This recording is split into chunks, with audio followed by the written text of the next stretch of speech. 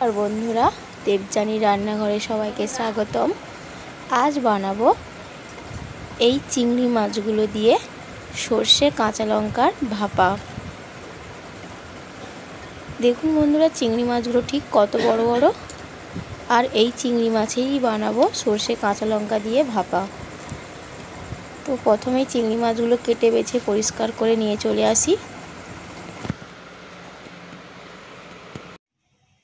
ফিরে এলাম, চিংড়ি মাছগুলো কেটে ঠিক এরম ছোট ছোট করে পিস করে নিয়েছি। চিংড়ি মাছগুলো এক সাইড করে রেখে দিলাম।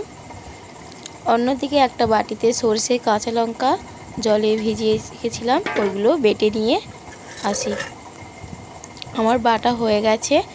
ওর মধ্যে কিছু উপকরণ দিয়ে দিচ্ছি, যেমন হলুদের গুঁড়ো সামান্য দিলাম আর স্বাদ মতো নুন। দেওয়ার পর দিলাম বেশ কিছুটা সরিষার তেল দিয়ে ওই হলুদ নুনটাকে ভালোভাবে মেখে নেব সর্ষের বাটার সঙ্গে।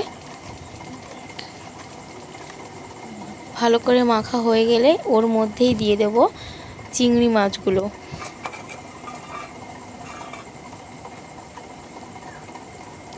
চিংড়ি মাছগুলো দিয়েও ভালো করে মেখে নেব। মাখানো হয়ে গেছে। ওর মধ্যে বাটনা ধোয়া জল একটু দিয়েছি আর ওর মধ্যে দিলাম একটা কাঁচা লঙ্কা আর কিছুটা সরিষার তেল দিয়ে ভালো করে মেখে নিলাম। মাখানোর পর ঢাকাটা ভালো করে দিয়ে দিলাম টিফিন বক্সের। অন্যদিকে একটা কড়াইতে বেশ কিছুটা গরম জল করতে দিয়ে দিয়েছিলাম। জলটা ফুটে গেছে। এই জলের মধ্যে বসিয়ে দিলাম। আপনারা চাইলে ভাতের মধ্যেও করতে পারেন। আমি জলে স্টিম করছি। তার জন্য একটা লোহার চাটু নিয়েছি। চাটুটা দিয়ে ঢাকা দিয়ে দিচ্ছি। দিয়ে ঠিক 25 থেকে 30 মিনিটের জন্য ঢাকা দিয়ে রাখবো। আপনারা একবার বাড়িতে এইভাবে ট্রাই করবেন, দেখবেন খেতে খুব সুস্বাদু লাগে। আর যদি ভালো লেগে থাকে আমার চ্যানেলটাকে সাবস্ক্রাইব করবেন। আমার পাশে থাকার অনুরোধ রইল। আমার 30 মিনিট হয়ে গেছে। আমি ওইটাকে নামিয়ে নিলাম।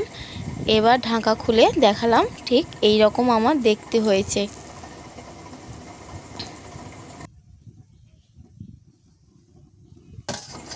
বন্ধুরা, বাড়িতে একবার হলেও ট্রাই করবেন, খুব সুস্বাদু লাগে খেতে।